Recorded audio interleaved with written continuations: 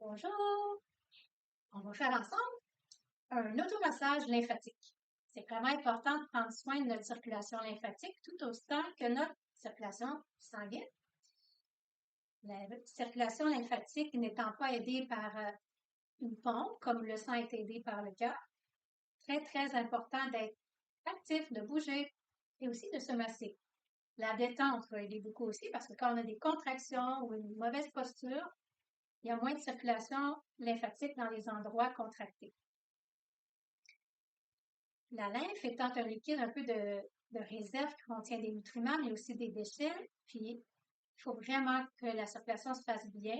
Il faut vraiment l'aider en bougeant, en étant actif. On n'est pas fait pour être sédentaire, on veut que les déchets puissent sortir de la lymphe et on veut que les nutriments puissent circuler pour que les organes soient bien nourris.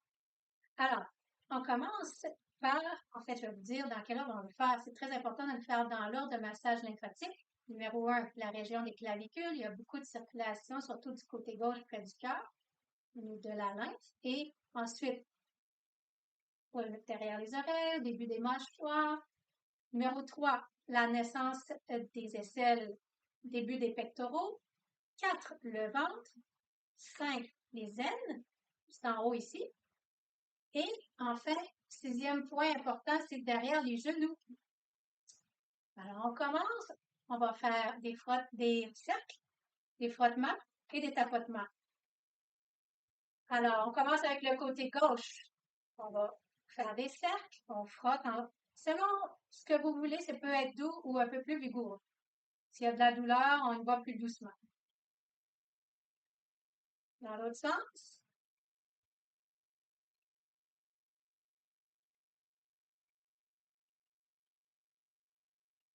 Tapote. Dans l'autre côté maintenant. Les cercles dans un sens.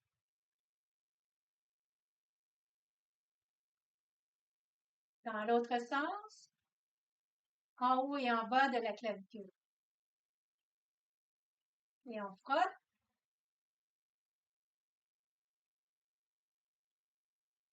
On tapote. Derrière les oreilles, début des mâchoires, on peut faire les deux en même temps ou séparément. Les cercles.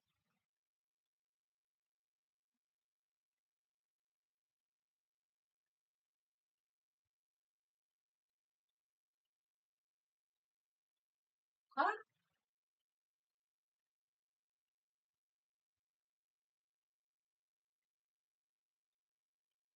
Et on tapote.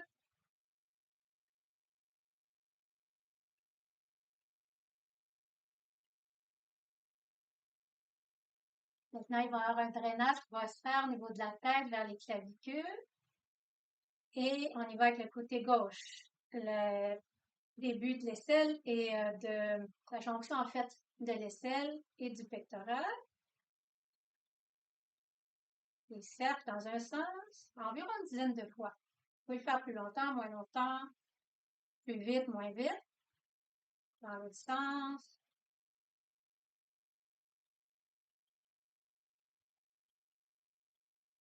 Et on frotte. Et on tapote.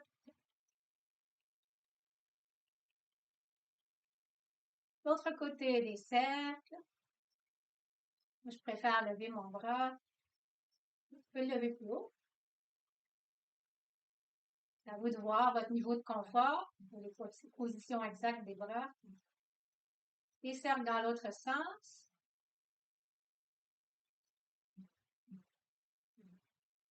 Et on tapote. Mettons le ventre, une main sous le nombril, une en haut du nombril. Oh oui, c'est quand on commence par les cercles.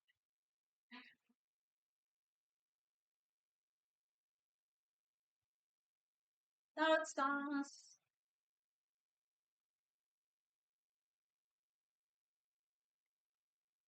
On frotte. On va bien circuler. Notre lymphe, on peut le visualiser. On peut danser si on veut. Et on tapote. Si c'est confortable, vous pouvez taper fort. très bénéfique.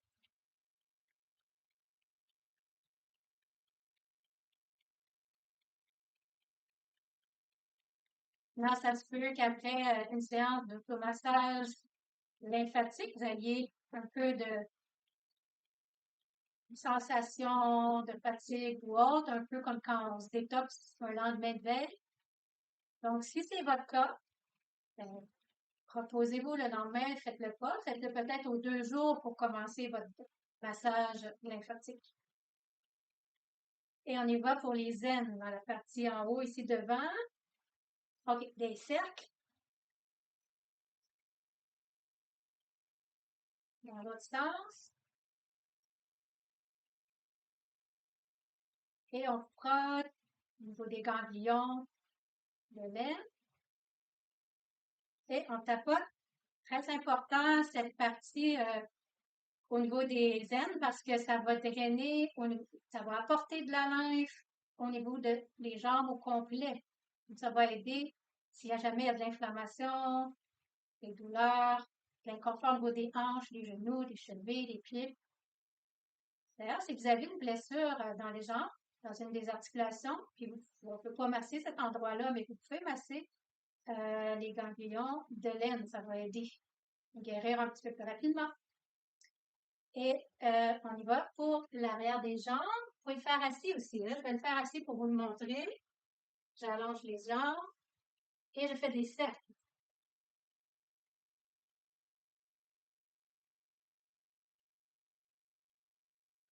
Dans l'autre sens.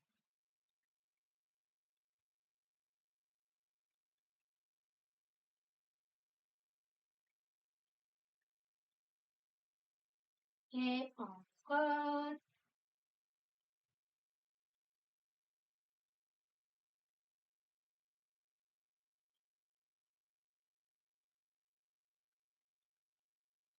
Frottement.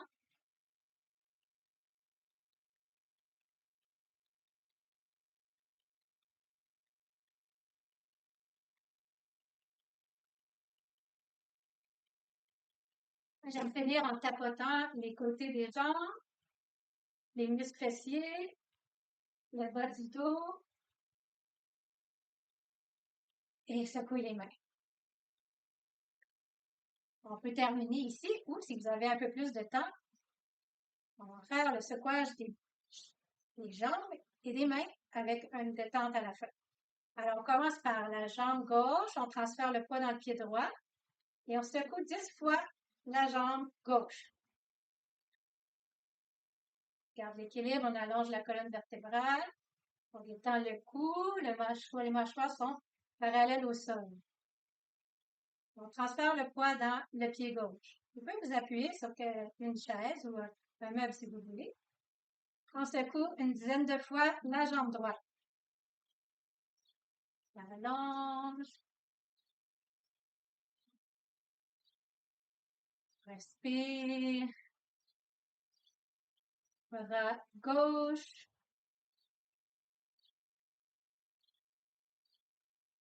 À la vitesse et à la force qui est la mieux pour vous, que ça soit confortable et agréable. Votre bras. Maintenant, 5 fois jambe gauche. Transfère le poids 5 fois jambe droite. Sur les 2 pieds, libre à gauche. À droite. 2 fois jambe gauche. 2 fois jambe droite.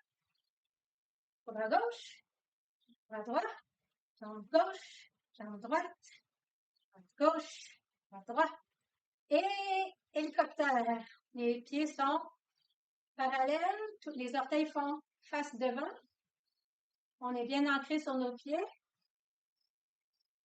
Le bassin ne bouge pas vraiment, c'est plutôt le haut du corps et on détend les bras. On peut même fermer les yeux. On prend conscience de sa respiration. Si on est à l'aise d'aller un peu plus fort et que les bras frappent les côtes, ça fait un massage supplémentaire. Et on ralentit. Dernière étape, les rebonds. Donc, on peut s'imaginer qu'on est appuyé sur le dossier d'une chaise ou une barre, comme au ballet, ou on prend vraiment une chaise pour s'appuyer si on en a besoin, et on soulève les pieds de peut-être juste 2 ou 3 centimètres, même pas. 1 centimètre, c'est suffisant. Et on sent qu'il y a vraiment un mouvement de rebond. Les bras qui bougent. Puis, ça va compléter le mouvement qu'on veut aller créer par ce massage lymphatique. Si vous avez une mini trampoline, ça peut être bon aussi, excepté si vous avez beaucoup de douleur, ça se peut que ça ne soit pas approprié pour l'instant pour vous de faire les rebonds. Donc, faites-les juste avec votre imagination. Faites juste des mini rebonds. Que les pieds restent au sol, mais peut-être se soulèvent d'1 millimètre. Alors, vraiment, c'est important d'adapter cette routine à vos capacités. N'oubliez pas d'allonger le tronc, ouvrir la région du cœur, laisser les épaules relaxer. Les épaules sont larges et loin des oreilles. La respiration est de plus en plus calme. Et on complète la séance en se remerciant soi-même d'avoir pris le temps de prendre soin de soi. Merci, j'espère que vous sentez une nouvelle énergie. Au revoir!